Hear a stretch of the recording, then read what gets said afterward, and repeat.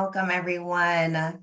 And thank you all for joining us today on this beautiful Tuesday evening for session 1 of TCBAND's summer series, focused on strategies to becoming debt-free. My name is Cecilia Charter, but y'all are welcome to call me Cece. I am a board member on TCBAND. And before we get into this great content today, I'm going to take you through a quick overview of our organization as you can learn about who we are, what we do, and how we can continue to support you in your development. So anchoring to first our vision and our mission. So TCBAND's mission is to leverage the scale, scope, and skill embodied within our Black affinity networks to broader community to deliver quality professional development, build cross-organizational and community connections, and create a safe space for Black professionals to learn, share, and grow together. Our goal is to close the opportunity gap for Black professionals through training, development, and professional networking. We look at the history of TCBAND. It was founded almost a little over 10 years ago by Eric Alexander, who is currently our founder and CEO.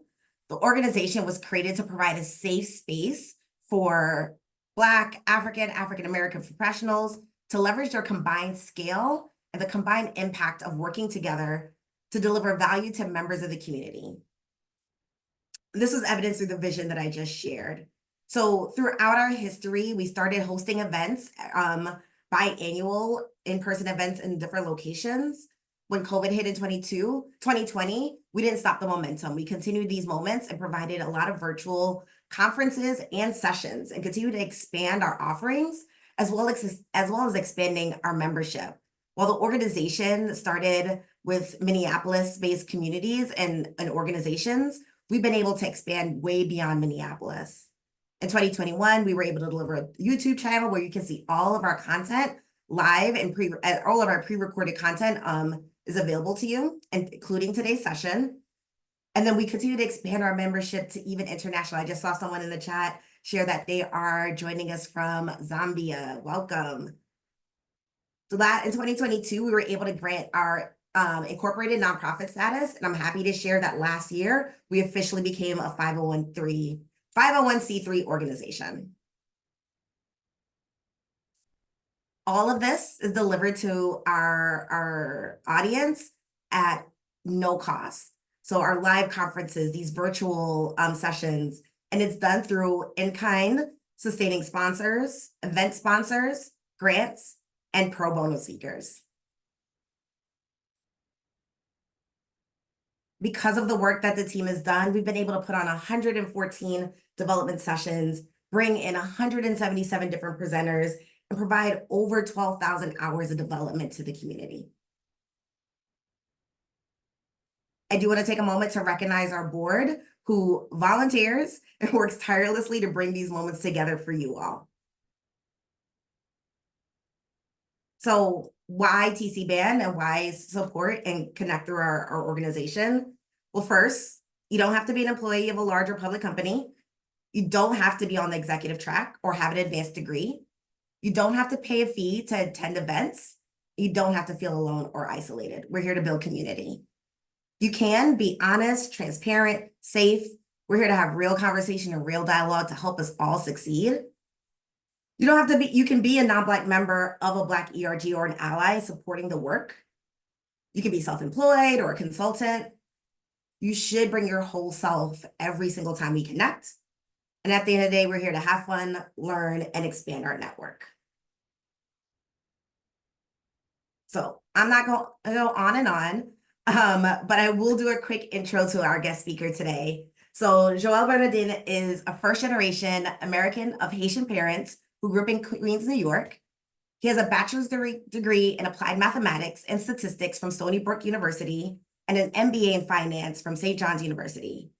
He holds the Chartered Financial Analyst designation from the CFA Institute and has a certificate in performance measurement from the CFA Institute. He currently works as a managing director at ACA Compliance Group, where he provides compliance consulting and performance measurements to various investment firms worldwide.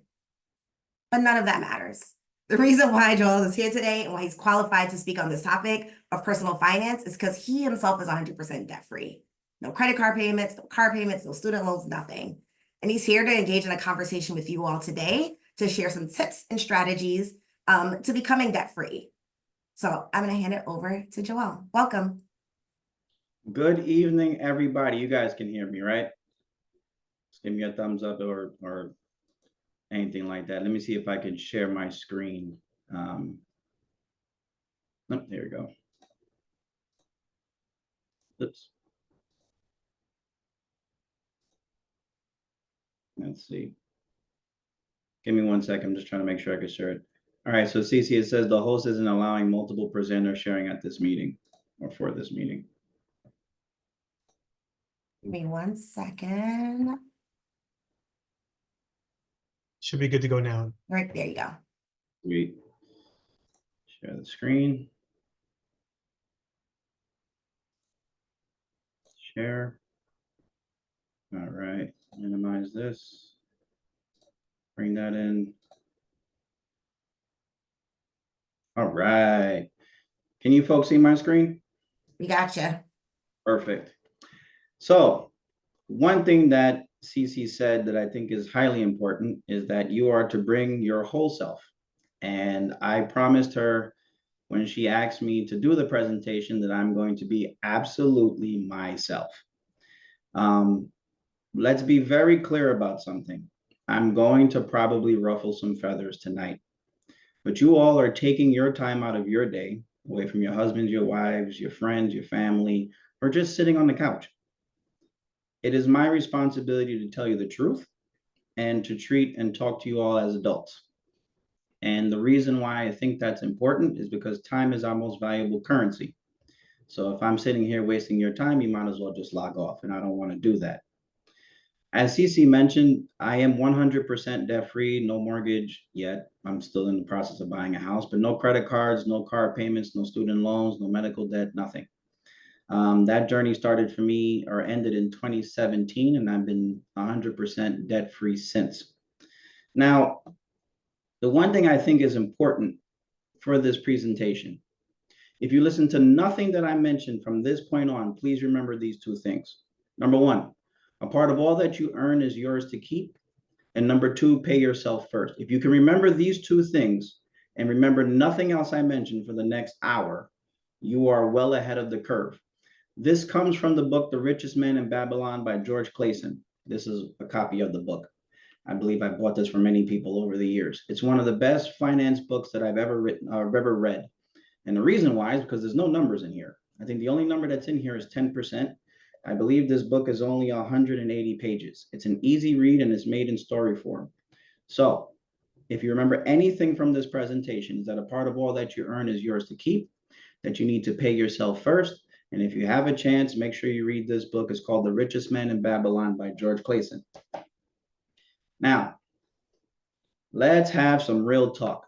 I want to make sure that we can set the tone for the presentation so you guys see where I'm going with this.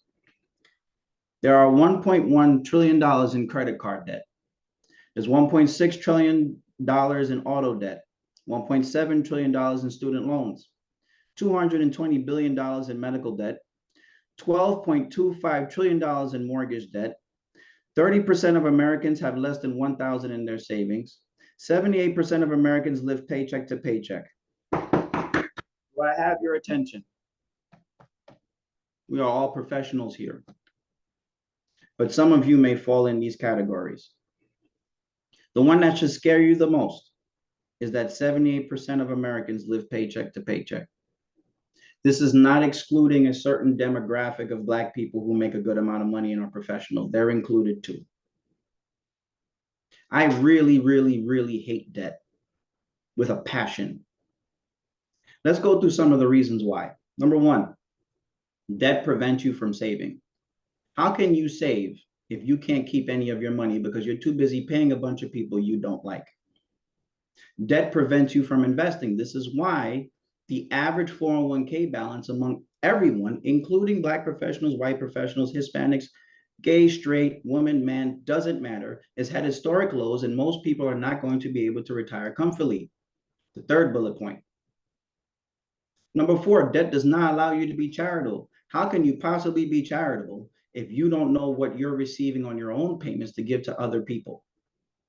Debt causes a strain on financial and relationships. You have no idea how many people I consult with, where it's usually women, it's usually Black women, who come to me telling me that they want to get their money right, specifically because they plan to divorce their husbands. Those of you who are religious, do you know that there's no major religion that says that that is a good idea? Not Christianity, not Islam, not Judaism. In fact, those of you who are Christian and Jewish, for example, will remember in the book of Deuteronomy, the 5 books of the Torah, for example, that last book, Moses specifically writes that you are to forgive the debt of your neighbor within 7 years. These are thousands of years ago that this was written. You realize in the book of Proverbs, I believe, that it says the person that's in debt is slave to the lender. You've probably heard that before, the book of wisdom. No major religion says that debt is good. But the one that gets me the most is that, to me, debt is economic slavery. We talk constantly about reparations. We talk constantly about changing the income equality among Black people. We talk constantly about figuring out ways to get Black people ahead. But the one thing we don't focus on is our own income. Debt is economic slavery. Yes, we can talk about the things that are occurring in our society right now that's hurting us, but you are in control of still of your money. When you can't do what you want, that is slavery. Now, there are different types of debt. For many of us, we have one of the following: credit card debt, student loans, car payments. That includes financing and leasing, medical bills, mortgages, payday loans. Some of you, when you're shopping, notice that there's a little option at the end where you can buy now and pay it later, right? That's debt. But for those of you that remember in 2020, when Kamala Harris was first running for president, she was doing a debate during the primaries, and I believe they were talking about Donald Trump at the time. And what she basically said, and this stood out to me at the time, it says, when we say in debt, that means you owe somebody money. Now, we'll talk about good debt versus bad debt and how you can use other people's money and all this kind of stuff, but please understand something. When you have a student loan, you owe somebody money. When you have a car payment, you owe somebody money. When you have medical bills, you owe somebody money. When you have a mortgage, you owe somebody money. When you have credit card debt, you owe a lot of people money. You owe somebody money. I have not met someone who likes owing people money. So that's how I would tell you to look at debt. Debt is when you owe somebody money. Now, here are some of my most common excuses for debt. That first bullet point's the one that gets to me one of the most. I have the money to pay off my credit card, but I just don't want to. That's someone who doesn't understand the concept of net worth. That's someone who doesn't understand the concept of interest rates. That's someone that doesn't realize if they owe $4,000 on their credit card and they're being charged at 20%, and they have $4,000 in their savings and they're earning 4%, that they're losing money every year. That's someone who doesn't understand that. If I pay off my debt, I'll be broke. That's someone who doesn't understand financial literacy, because what they don't understand is that right now they are broke. They're just living a lie. Do I have your folks' attention? I told you I'm not going to waste your time tonight. All my bills can be paid off every month. I can pay my debt every month. So it's not a problem, Joel. Don't let these excuses stop you from financial freedom. So here's your pro tip number 1. I hope you guys have a pen and paper to take some notes. Just because you can make a payment each month doesn't mean you can afford it. It does not mean that you can afford it.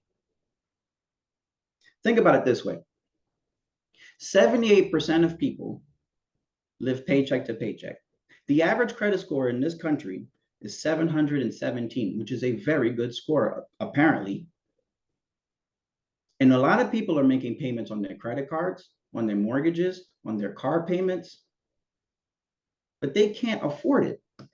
You see, because my definition of affording is a little bit different. I'll share with you my definition.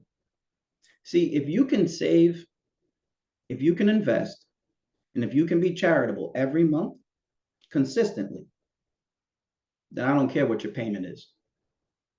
right? I'm gonna repeat it again. If you can save, if you can invest, and if you can be charitable every month, you can afford it. 78% of people are living paycheck to paycheck. What does it tell you? Most people can't do that, which means the majority of stuff that they're buying, not the stuff that they necessarily need, the stuff that they want, they cannot afford. There's a reason why when you go buy a car, they give you the monthly payment. They don't tell you the whole price. There's a reason why when you go buy a house, they tell you the monthly payments. They don't tell you that the cost that you're paying for a $300,000 house is going to cost you close to $500,000 to $600,000 over 30 years. They don't tell you that. They make you focus on the payment every month because as long as you can service the payment, it makes you feel as if you can afford it. But you have to change your mentality. If you can't save every month, if your savings are not growing every month, you can't afford it. If you can't invest every single month, if you can't contribute to your 401k the proper way, you can't afford it.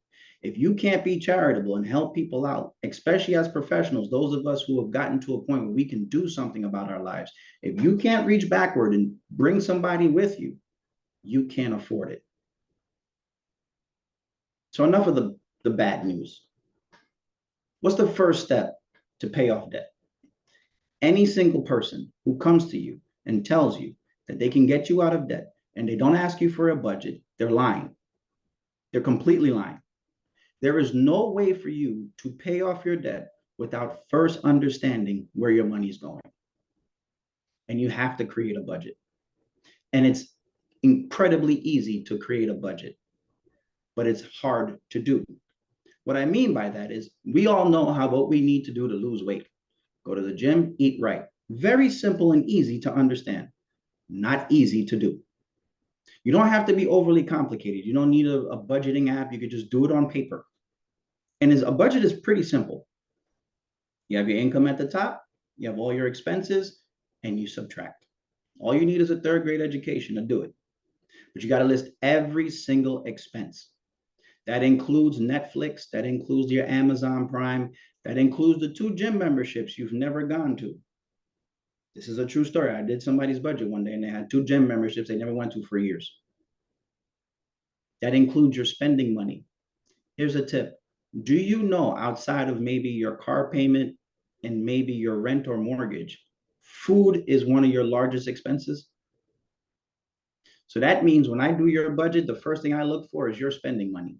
How often are you going to Seamless? How often are you going to brunch? How often are you going out for drinks? How often are you just catching up with friends? All of that adds up. And one of the things in the ways that I live by in terms of my finances came from, it's actually a book over there. I should have got it for you. It's a book by Jim Rohn. He was a motivational speaker back in the 1980s and 90s, especially in the 80s. And he wrote a book. It was a very small book. It was called 7 Strategies of Wealth and Happiness. Okay. It's very easy to read. But one thing that he talked about was the 70-30 rule. You live on 70% of what you make, and the next 30% you divide equally among 3. So 10%, 10%, 10%. 10% goes to your savings, 10% goes to your investments, 10% goes to your tithing. Remember what I mentioned before? If you can't save, if you can't invest, if you can't be charitable every single month, you probably can't afford it. Now, for some of you, you won't be able to live on 70% of what you make because you're currently dealing with a financial situation where you're spending a lot more than that. I don't care if it's 97, 1, 1, and 1. Build the habit of saving, investing, and tithing. I guarantee you, if you actually start doing that and you start figuring out ways to pay off your debt, which we'll talk about, you will be in a better financial position than most people. So here's a second pro tip. Tell your money where to go before your money tells you where to stay. Your money does not need holidays, does not need vacation, doesn't ask for a sick day, none of it. But your money is like a light switch. Unless you turn it on, it's not going nowhere. Your money's like a car. Unless you press on the gas pedal, that car is not moving. See, for many of us, we don't tell our money where to go. For many of us, what we do is we just simply get paid, spend it on a bunch of things we don't like, and then whatever's left over, we figure out. It's an insane way of living when you think about it. Let me see if I can try to bring out this. Oh, I got the laser pen and the pen. Fantastic. This is you. See, you go to work, right? And you all make money. But you know what the first thing is? You guys pay your bills, because since you've been young, you have heard your parents, your guardians, your aunts, your uncles, anyone around you from an older generation probably tell you you need to pay your bills and be responsible. And then whatever's left over, it goes back to you. And then this cycle just repeats and repeats and repeats and repeats and repeats and repeats and repeats. I was able to look at some of your email addresses as you guys signed on. You guys are from all over the place. It's not everybody from the same company. It's not everybody from the same state. Not everybody's a woman. Not everybody's a man. Some people are from Caribbean descent. Some people are actually from Black American descent. Some people are overseas from an African descent. Some people are from Europe. We have a very eclectic group of Black professionals.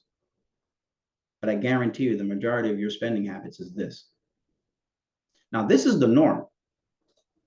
But remember, the norm is broke. 78% of people are living paycheck to paycheck. I can almost guarantee, regardless of skin color, regardless of where they're located, we could go into the socioeconomic issues, but I can guarantee you, for the majority of people, the common denominator is the way they spend their money. So I talked about something years ago during COVID. This was my way of giving back. And one of the things I talked about was what's called the broken square method. You see, you still got to go to work. There is no get rich quick scheme that's going to help you. Okay. You still got to go to work. You got to be productive. And hopefully you're still going to work and you're making money, right? We're not trying to do this for free. We're going to be compensated for our time. But the first thing you're going to do is you're going to pay yourself first, and then you pay your bills. You see, when you pay yourself first, you make yourself a priority. You're the one that woke up late. You're the one that went to bed. You're the one that woke up early. You're the one that went to bed late. You're the one that's not next to your wife. You're the one that's not next to your kid. You're the one that sacrificed going on vacation. You're the one that worked over the weekend. You're the one that's sacrificing everything they can do to put food on the table. And you don't put yourself first when you get paid. That's insane. But that's the norm. People don't pay themselves first. Now, the obvious question is, well, Joel, when I pay myself first, I can't pay my bills. Well, you have too many bills. You have too many expenses. There are things that you have in your possession right now that you can't afford. But you know what you can't afford to do? Not pay yourself. Don't allow society to tell you anything different. Everybody wants a reason. Everybody wants an excuse for not getting their money right, not you. Not tonight. We're not doing that tonight. This is not the norm, but this is how you save. This is how you invest. This is how you tithe. This is financial freedom. When you pay yourself first. Now, after you've done your budget, after you've changed your mentality as it pertains to paying yourself first, there's two different methods that you can use to pay off your debt. The debt avalanche method and the debt snowball method. Both are perfectly fine to use. The avalanche method specifically talks about listing your debts from highest interest rate to lowest interest rate.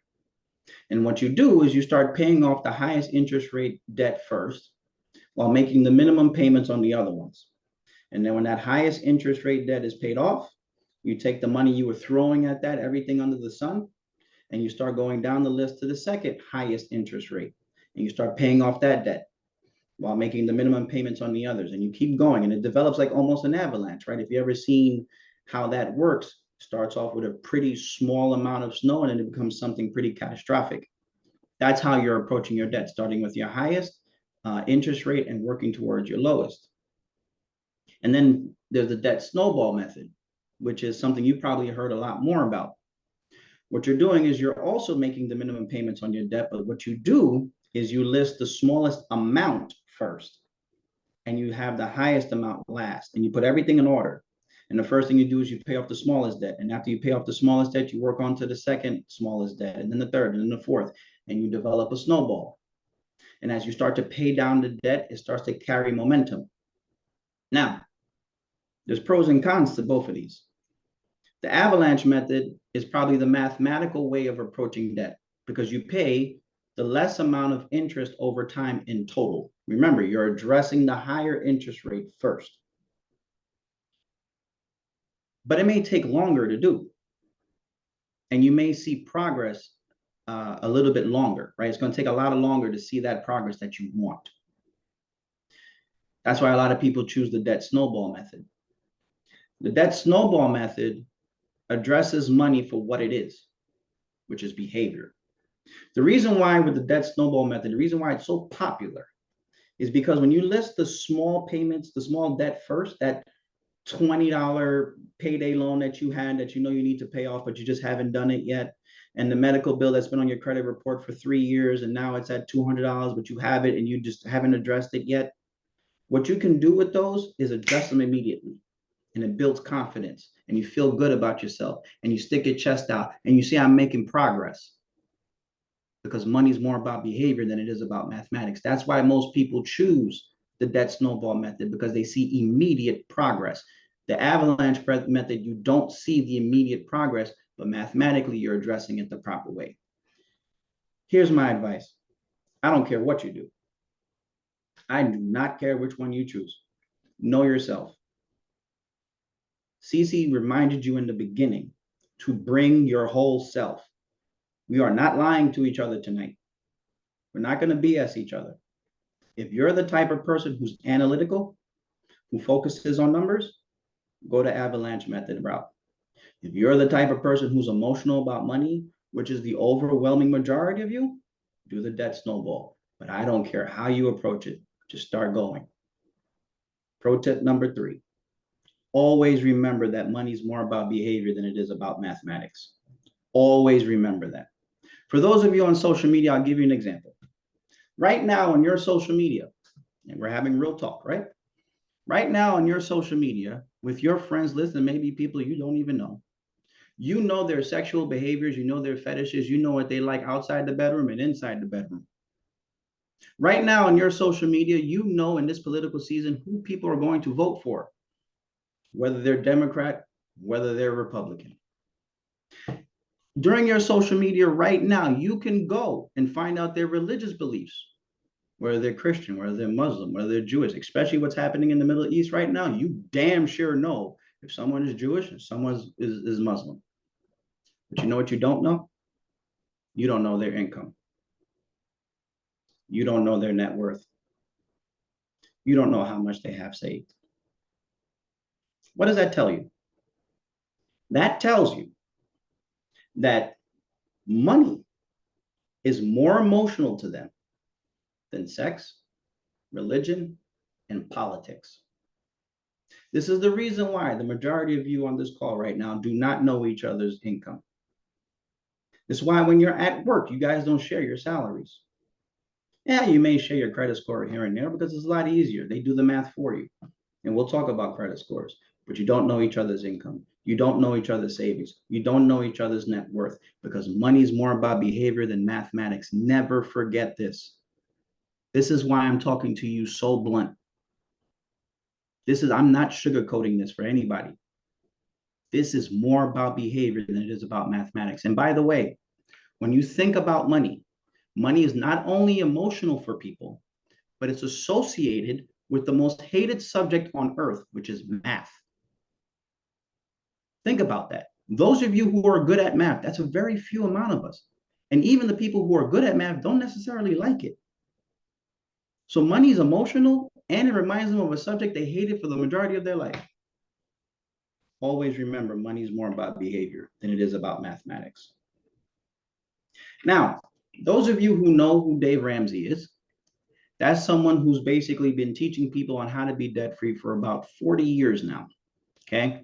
The irony of this is that I became debt-free without knowing who this person was. I learned about him after the fact, okay? And he wrote a book It's called The Total Money Makeover. It's a pretty easy read. I do suggest people get it, even if you're not really severely in debt. It is some good nuggets in here. I don't necessarily care what people's opinion is of him personally, Republican, Democrat, I don't care. The guy dedicated a good portion of his life to try to help people. Okay. And he's one of the few people who's actually trying to tell people what it is about debt. He's more extreme. Okay. It was very, very clear, but he's trying. And in that book, he talks about his baby steps. And you can see them on the screen. If you have your phone, you can take a screenshot of it. I'm not going to waste my time going through all of these. But what he does is he lists out a step-by-step way of approaching your debt. The only caveat I would do with this is that $1,000 in the beginning. The idea behind it is that you save a quick $1,000 to prevent any emergencies from happening, and then you start paying down your debt. In New York, that $1,000 can barely get you a sandwich. So I would probably raise that to $2,000. But I understand the reason why $1,000 is important. Money's more about behavior than it is about mathematics. To save $1,000 is much easier than to save $2,000. Now, if I came over here and I started telling you, don't start paying down your debt until you have 3 to 6 months of expenses, you guys would never get there. What Dave Ramsey is trying to get at is that because money's emotional, you need to see progress fast. So whatever way you guys want to approach it, this is also an idea for you to take advantage of, right? These baby steps. But like I mentioned, if you're interested, it's called The Total Money Makeover. Good read, easy read. You could take some ideas from here. You don't gotta listen to everything, but there's some good ideas in there. Debt consolidation. This has been happening a lot now, where people say, look, we can't pay off our debt. It's too much. There's this thing called debt consolidation where they say, Joel, they can lower my payments. And I usually say bull, but I can't curse because Cece said we're recording. But in truth, what happens with debt consolidation is that they refinance all of your debt and they try to get it within a lower interest rate so that it's more manageable for you to pay every month. And it helps people when they're really drowning, to be honest, right? We're being jokes aside. But you usually have to secure a secondary loan to do this, right? You usually have to have some level of collateral that you have to put up to be able to get the debt consolidation. What most people don't realize is that, number one, you may not always get the lowest interest rate. And number two, those low interest rates that they give you is usually an introductory period. Number three, you normally pay more debt over the time of the loan, right? Because now they're consolidating everything and they're stretching it out. So you may be in debt for the next 30, 40 years because now the payments are lower. Remember that pro tip I gave you earlier? Just because you can make payments doesn't necessarily mean you can afford it. This is one of those situations where they lower the payment so you feel like you can afford it, but over the long term, you pay more in debt. And also your behavior towards money doesn't change. Because you can service that payment every single month, your spending habits don't necessarily change. You just have more money to play with now. Now, there's another way to pay off debt, and I call it the cash basis. Basically, you're using the avalanche method, you're using the snowball method. But from that point on, you're really not using your credit card, and you really shouldn't be, especially if you're like in credit card debt, those type of things. I know CC in real life, like real life, right? She can vouch, and you guys can ask her. When we catch up for drinks or something like that, I always have cash on me. Very rarely do you see me pull down my credit card to pay for anything. And the reason why is, number one, cash hurts. So when I pay my cash, I see my money clip get lower, okay? But second is the behavioral economics behind it. Do you know that when you use your credit card, you overspend? Do you know that McDonald's did a study and they watched their customers pay with cards and pay with cash? And they reported that the people spent 47% more when they used credit cards instead of cash. You guys with me? The next time you go out, look around. How many people are actually paying with cash? One time I went to a bar, one of my favorite bars in Brooklyn. I know the owner. I walk in, I say, what's up? And I remember seeing the statistics. So I asked him, I said, Del, how many people, when they come here, pay with cash? He says, oh, besides you, maybe a few other people. I said, how many people pay with credit cards? He says, Joel, basically everybody. You think these credit card companies are making your life easier by giving you just to tap your credit card? They don't care about you. They're just trying to get your money because they know you're more likely to overspend when you use your credit card. So they try to make it as easy as possible. Nowadays, you can just take your watch and just put it down. So that's why I'm always using cash. Doesn't mean I don't use my credit card, right? Like let's say, for example, if I have house bills, they usually kind of run through that and I pay it off every month. But something to consider, the next time you use cash, look around. The majority of people don't. I pay myself a weekly allowance. So when I pay myself an allowance, there's sometimes you overspend. We're all human. But I use cash because cash is the ability to tell yourself when you're done, you're done.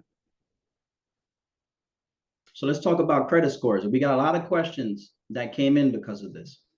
So what is a credit score? Credit score is a representation of your credit worthiness on a numerical scale. It goes from 300 to 850. You have three bureaus: Experian, TransUnion, and Equifax.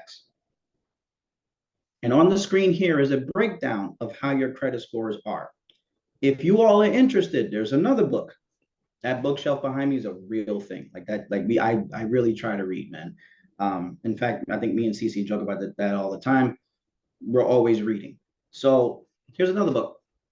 It's called Your Score. And this actually is a Black author. And this is one of the most comprehensive, easy to read books on credit scores and understanding them, understanding your credit score, your credit report, how to fight any delinquencies and how to approach it. Black author, great book, Your Credit Score. And he talks about how this is broken down. If you notice to the left side of the screen, 65% of your score is based on the amount you owe and your payment history.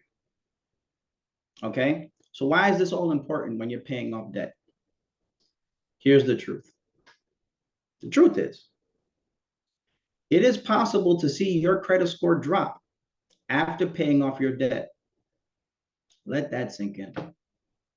Now, there's a logical reason, right? It's because, paying off debt is going to affect certain factors like your credit mix and the length of your credit history and your utilization ratio. But paying off debt may lower your credit score in the short term, which brings me to my next pro tip. You're probably putting way too much emphasis on your credit score. This one's may burn a few of you. I'm not gonna hold you. This one may burn because we've all bragged about our credit score. Every last one of us. If you have a good one, remember I told you the average credit score in the United States is 717? The average. We've all bragged. You're probably putting too much emphasis on it. One time I was with coworkers.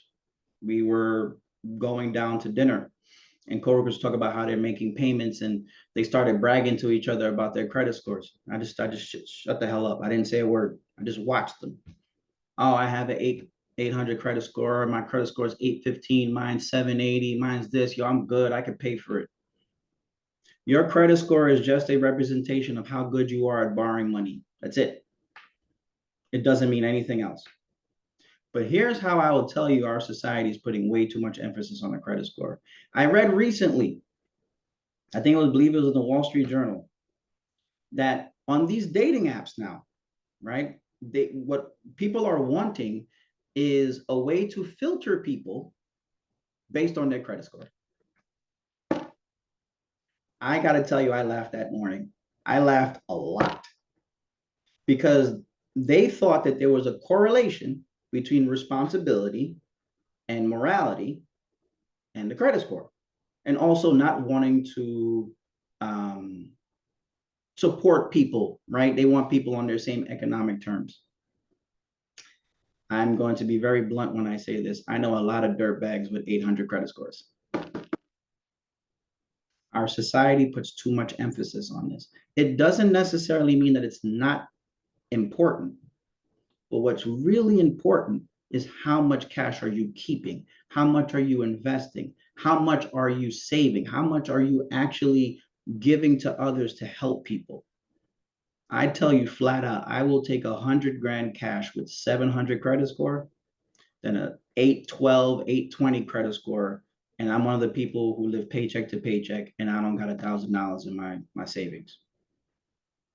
You remember, when you start paying off your debt, they start penalizing you sometimes. That should tell you, don't put as much emphasis on that credit score. You need it, but it's not more important than your net worth. It's not more important than your savings. It's not more important than your investments. And it's damn sure not more important than being charitable. Another pro tip, do not go into debt to build up your credit score.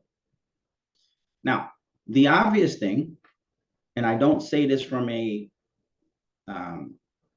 bragging perspective, I'm debt free and my credit score is still above 800. It means nothing. Now ask yourself, how the hell does my credit score keep moving if I don't got any debt?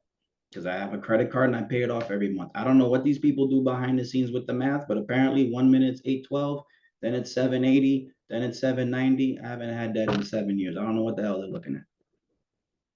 But what I can tell you is that I pay off my credit card all the time. I never carry interest. So you don't need to go into debt to build up your credit score. Just pay off the interest. Especially if you're using your credit card to do so, you don't need to go finance a car. You don't need to go buy a house. You don't need to do any of that to build your credit. All you need to do is make sure you don't swipe anything on your credit card that you don't have cash to pay off. Let me say it again.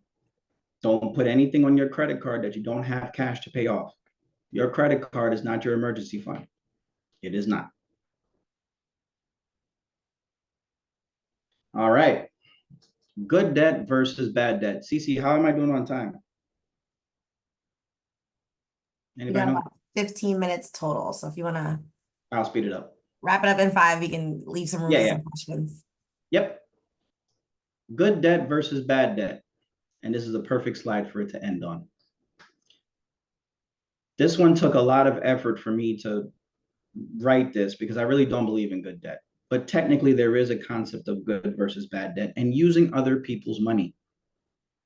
According to Experian, there is such a thing as good debt. As long as you can pay it off and that you're doing it responsibly, that's good debt. Think about your mortgage, your student loans, your auto loans. Again, your mortgage is $12.25 trillion in mortgage debt.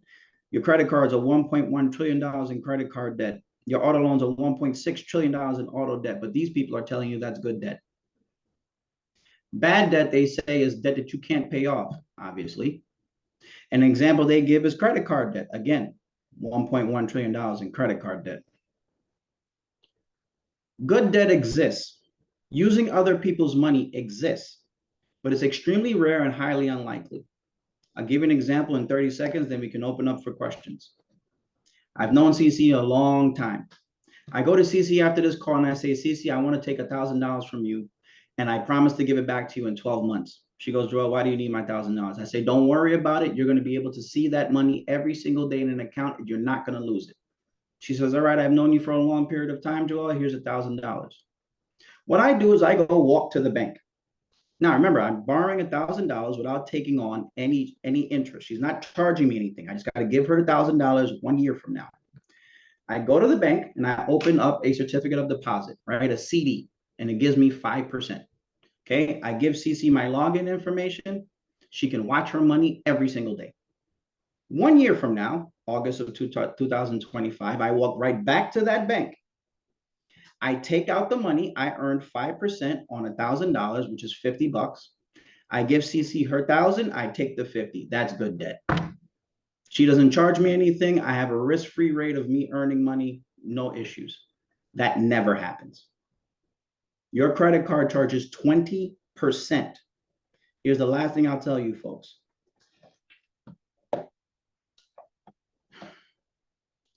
If someone comes to you and tells you that you have credit card debt and that they can invest your money to earn more than 20%, they're lying.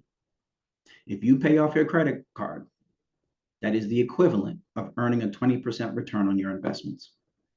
The math is the math. One of the worst debts you can have is credit card debt, right? But at the end of the day, always remember, if you can't save, if you can't invest, And if you can't be charitable, you can't afford it. So what we'll do, oh, I was close enough. So yeah, we can open it up for questions, CC, if you want. Thank you. So I'll open it up to the group. Feel free to hop off mute and ask any questions that you might have. If not, I got a couple here that I might dig into. Well, this is Eric. Great question. If I could ask, what was your impetus to become debt-free? Or was it the way you were raised? Was it like something your parents taught you growing up? Or was there something that happened in your life that says, okay, I'm ready to make a change? Both. My best friend came to me one time. They were flipping houses back in 2008. Best friend showed up to this house. We went out and he has like a cigar in his hand. He's like, yeah, man, I just paid off my student loans. And we're in the middle of a party with girls around us. And that just like sunk in my head. It just never went away. So a year later, I come back, I hop in his car and I say, I paid off my student loans too. Like he had a car payment, he had all these things, but it just sat there. And I remember watching my parents when we were younger, how they would argue about money. My mom never liked debt. My dad thought debt could be leverage, use other people's money, right?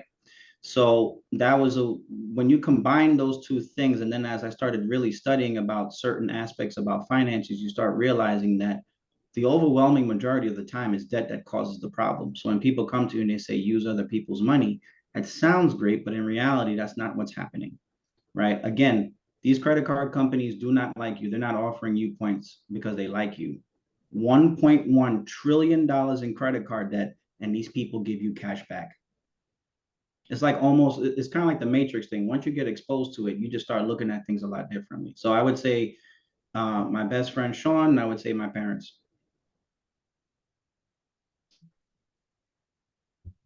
We Thank had a you. good question coming from the registration, that asked, and I already lost it. But it was mainly about like, how do you navigate all the internet gurus when it comes to investing in debt? How do you find like the right people to follow, the right people to listen to? How do you wade through all the people who have thoughts and feelings and emotions about money, to really find something that is helpful? How do you vet those folks? Money can be faked. To be a doctor, you got to have that medical degree. To be a lawyer, you got to have your JD. But money itself can be faked, right? That degree behind me, that CFA could be faked. I could just print it out on a piece of paper. To be good with money doesn't mean to have a designation. I know accountants that have CPAs that aren't good with money. The way to filter it, in my personal opinion, is who tells you the truth and who shows you. A lot of people will tell you they're rich, and that's usually because of one good thing. Have you noticed on social media everybody's happy?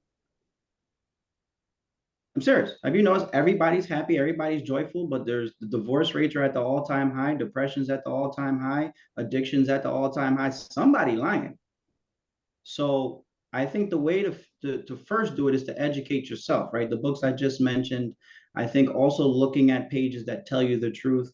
CC knows me in real life. I usually tell the truth. I don't, it is what it is. But if it's too good to be true, it's probably a lie. If someone has a get rich quick scheme, it's probably a lie. So use your judgment and understand money's more about behavior than it is about mathematics. All right, there's a question in the chat from Anthony. Is there a software or an app or anything that you recommend for managing a budget? Honestly, I think you can do pen to paper. I think the apps take personal information, and the way they make money off of you on the apps is to solicit you to click on links. That's the last thing you need to do when you're getting on a budget. And the last thing you need to do when you're getting on a budget is automate a lot of those things. I would personally start with pen and paper, because pen and paper forces you to look at your money, and it forces you to write it every month. After a few months of doing it and you get comfortable, then go on Google and start going through it. But I think initially I would use pen and paper because it forces you to see your own handwriting, and it's tough. But I would personally do pen and paper. If you're good on Excel, do Excel. But it forces you to look at your money and to see where you are, for good or bad, right or wrong. I would agree that I use Excel, and having to type in every month what I spent my money on or didn't spend it on is a reality check versus having it just populate, like forcing myself to be accountable. You ready for this? I'll give you a quick example. I bet you everybody knows their credit score, but not everybody knows their net worth, because the credit score is given to you. The credit score the net worth you have to calculate. Can you talk a little bit more about why net worth is important? Net worth tells you your overall score. It keeps track of how you're doing. Your net worth is your assets minus your liabilities. For a good portion of people, especially Black folks, we have a negative net worth, which means we have more debt than assets. I'm gonna say that again. For the majority of Black people, we probably have more debt than we do assets. So when we take all our assets, our 401ks, our cash, our cars, all this kind of stuff, and we subtract it against our debt, our student loans, our mortgages, our credit cards, what happens is that's a negative number. That's not good. Okay. So what you want is to accumulate assets while keeping your liabilities worth. Your net worth is what you're worth, the net amount of what you're worth. Doesn't mean that that's your self-worth and what you believe in yourself, but financially it tells you. And I'll give you another example. If you do your net worth and it's positive, look at your house. If you have a lot of equity in your house, but you have little cash, that means your house rich and cash poor. You need to fix that. Okay. So it's not just your net worth, right? A lot of people, their net worths are positive because they have a lot of equity in their house. That's a good thing. But just remember, to get the equity in the house, what do you have to take out? Debt. So you want to make sure that you're not house rich and cash poor. You want to make sure that you're accumulating your assets, you're accumulating your investments over time by contributing to your 401k, putting money into your savings. But that's what your net worth is. It's your assets minus your liabilities.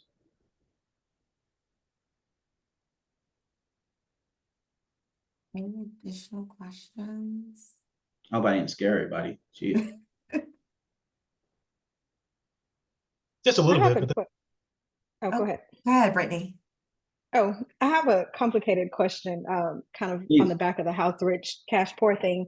So me and my husband currently have two mortgages, one house we live in and the other house that we could sell that we've been discussing that we would probably profit a good amount to pay off probably the majority of all of our debt. That would be like credit card debt and things like that. And Yep. we've been going back and forth because I'm in Houston and the houses are going. So we're like, should we hold on to it? Should we not? So if we are in a pretty good amount of debt, would you recommend going ahead and selling it if the profit is worth it to pretty much knock out about a good 90% of the debt that we have, or to use that money and invest it, or both, or something in the middle? The true answer is that you wouldn't know until you actually sit down and run the numbers. What I will tell you is this. I've never met anybody who said paying off the debt was a bad idea. But I have met people that said this investment sucks. I have met people that said, mother, we should have done X, Y, Z. We should have never bought that car. We should have never did this. We should never had that degree. But I've never met anyone that said paying off the debt was a bad idea. I'm not going to stop you from getting your income from a rental property. But when you take a step back and say, do we need that house? And if we don't need that house, if we know what we're going to do with the money? Because here's the thing. When you sell that house, you and your husband are going to start spending that money in your head before you got it. So you guys need to be on the same page as to how you're going to approach this.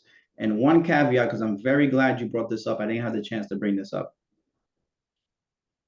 Those of you in relationships, those of you who are married or about to be married, those type of things, please, please, please make sure that you and your spouse are working towards paying off their debt, because your debt is my debt is your debt if we're together. Okay? I don't believe in the whole like, that's that person's debt, they got nothing to do with me. BS. You're married to that person, you're getting married to that person, their debt is yours, your debt is theirs. Okay? So you guys should be doing this together, because here's another caveat. Couples who budget together stay together. There's a reason why divorces have a high rate, which comes with money. Okay, so make sure you're doing this together. Don't just do this by yourself, because you can't be dragging somebody with you who don't want to do it. That's going to cause some massive problems.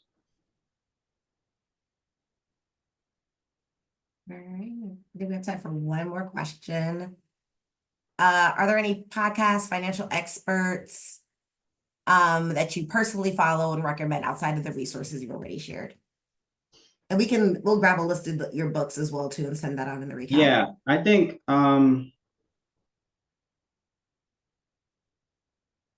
I think it's eclectic. I think you got to just, I follow a lot of people on Instagram that I'm cool with, that I've met personally.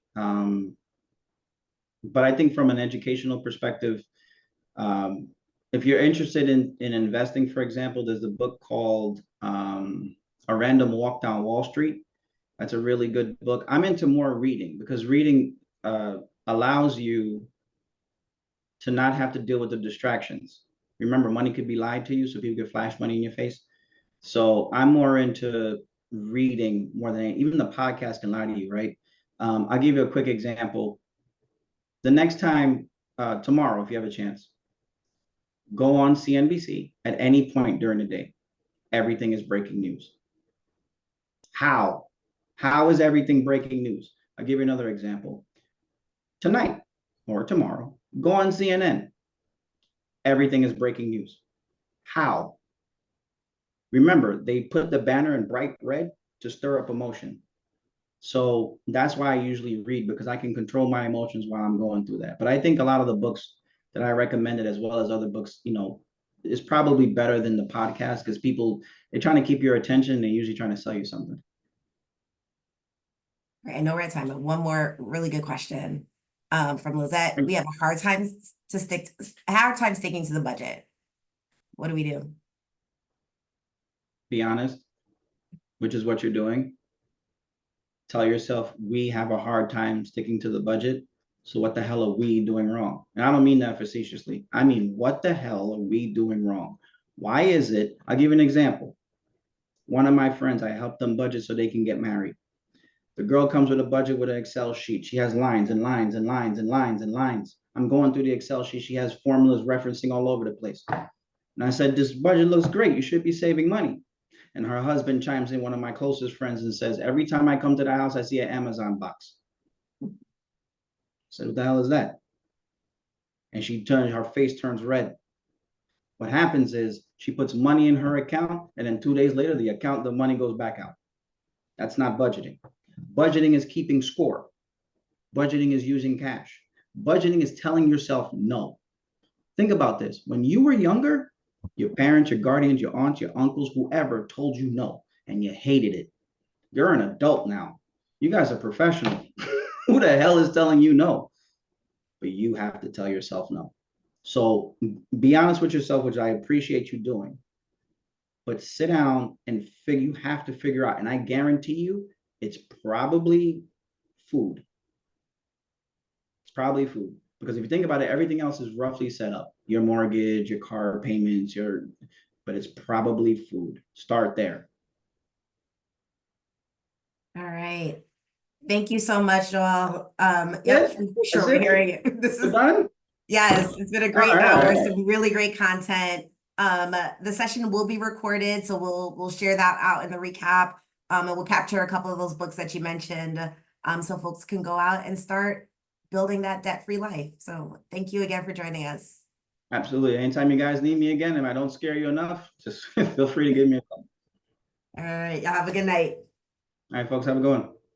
Thank you.